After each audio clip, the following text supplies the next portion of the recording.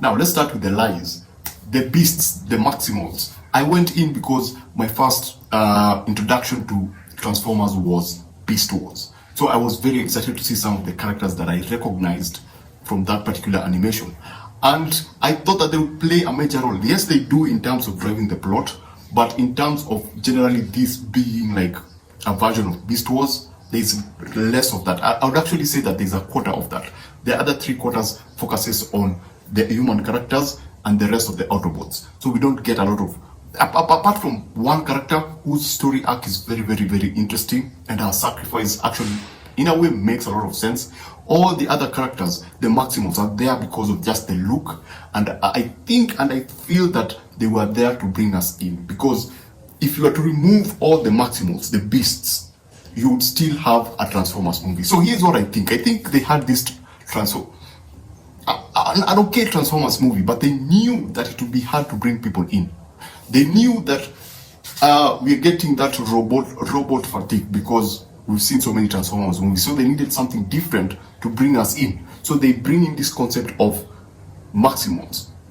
And yes, they got us, but then I feel that they played with our psyche, because after leaving this, I was like, I think we need to see a separate movie with only the Maximals. I think they play a very big role, but not enough for me to be satisfied in terms of what I expected. So for me, it felt like more of a lie, because even when you remember the trailers, the Maximals were pushed so much to the point that I thought this was going to be their movie. I thought at least half of the movie was going to be about them, but here we are. I felt underwhelmed, I felt cheated, I felt like Paramount actually lied. So that is out of the way.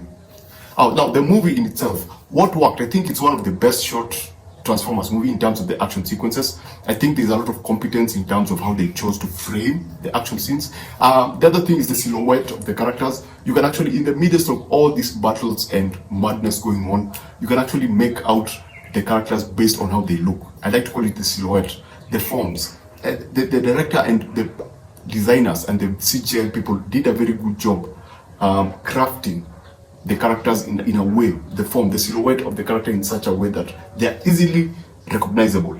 The other thing, there are characters that reminded me of Marvel. Unicron and Scourge.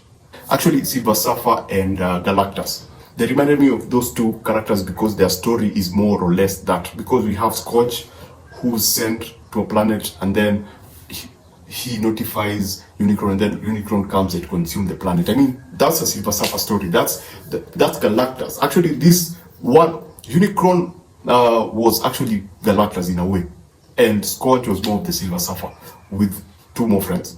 The action set pieces are awesome, and apart from that, I think they tried with the human story, but then it felt like it was more of an emotional bait, whereby they're trying really hard to make you feel something, but we are only here to see huge robots beat the crap out of each other. We don't want to be emotionally tied to these people. I love Chris, the young brother, and I would have wished that the story would have focused on the main character and the young brother's relationship, because that was a very dynamic relationship. I loved it. I love the fact, I love how they were trying to look out for each other to the extent that they took that.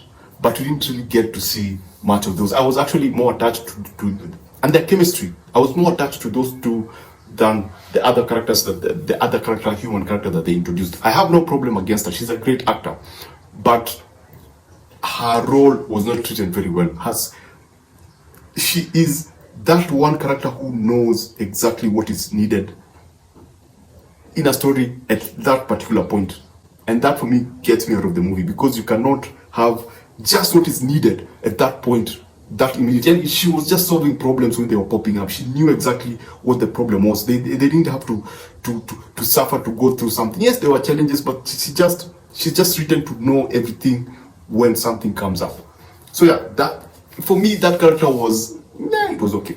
Now, generally looking at this movie, for me, it was more of they were trying to sell toys, because my goodness, this movie, the design of these characters look so well that I felt the need to actually get a toy after that. And I felt they got it right, because it feels like a Saturday morning cartoon. Apart from the fact that there is a lot of CGI, there are a lot of fight scenes, it just feels so familiar. I think that's the right way to put it. It just feels in a way, the way the story has been crafted feels extremely familiar. If you're from the 90s, you'll enjoy the movie, you'll enjoy the costume design, you'll enjoy the references, you'll enjoy the general look of New York. If you're a New Yorker, you'll have a great time. Apart from that, now those are some of the good things that I liked about this film. Basically, any millennial will have a great time with this movie. And if you have a brother, if you have, a dad, you can go and watch this movie and have a great time. Now, I would want to, this is not a woke movie, but you can see the modern take on culture being pushed a lot in terms of, the South Americans and their culture and how it's used in the story. And then, I don't know why they have to do this always with all the Transformers movie. Every single main character in a Transformer movie is struggling. They're either struggling with financial problems or family problems. I've never seen a Transformer story where the individual is like Iron Man, but just a cool character who's financially stable, they are not struggling with anything, who are comfortable. This movie has the main character having two main challenges. He cannot get employed. Number two, he has a brother who's not feeling well, and they're also really struggling. And at some point I was like, come on, we've seen this before. Why do you keep pushing for this?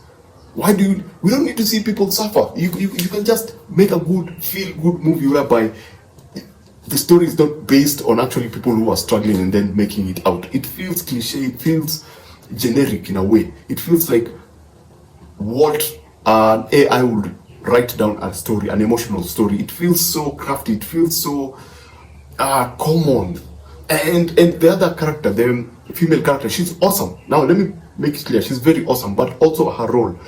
She's an intern who is being exploited, and you're like, come on, what are you trying to do? Are you trying to make this character likable? Are you trying to make us connect to this character? Why wouldn't you make just a competent character who works in a museum?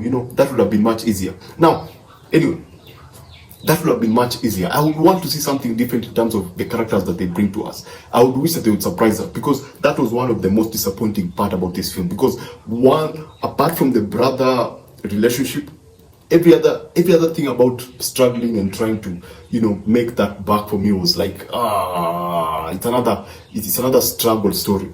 It's another young man tries to make it in a big city story. I was like, no, I don't need this. I need to feel good. Show me something different. And when the robots start fighting for me, that's when I was like, yeah, now I'm in. Because you went in, I went in just to see the robots beat the crap out of each other. And I had a great time. Now, this, you can see, Michael Bay produced this. The director did a fantastic job crafting everything. You can actually see a very confident director doing his thing. There's confidence in the music, in the visuals, in the action set pieces. This is a person who understands a camera and understands how to control and command a camera and capture the right moments at the right time and capture the right things at the right time. He knows how, he knew and understood the script and was able to do his best to bring us whatever was in the script, because you can actually see a very, very well shot movie. Now, this is produced by Michael Bay, so there are a lot of things that are familiar from the Michael Bay movies. At this, smaller scale armies that come out and you go like, yeah, that's influenced by Michael Bay. There are a lot of these alien, there are a lot of these robotic creatures, but now the way the director uses them, especially in the fight scenes, it feels more gritty, it feels more punchier. The action set pieces feel more powerful, and so whenever they come in and you see them getting dismantled, it kind of looks cool. But in terms of design and look of these smaller creatures, that's straight from Michael Bay. So in the Michael Bay universe, where would I put this film? I would put the first Transformers, the 2007 Transformers would be the first one, then Transformers the third one, then this one, and then Bumblebee. Because the third one I enjoyed it more because it had more insane ideas. In this you feel everything being contained and grounded. With the third one, I think Michael Bay just went all out. And in terms of villains, Scourge, I think Scourge, they were going for this guy. I don't think they can up this guy. I think this, for me, in the Transformers universe, was one of the best villains. I think he was from Age of Extinction.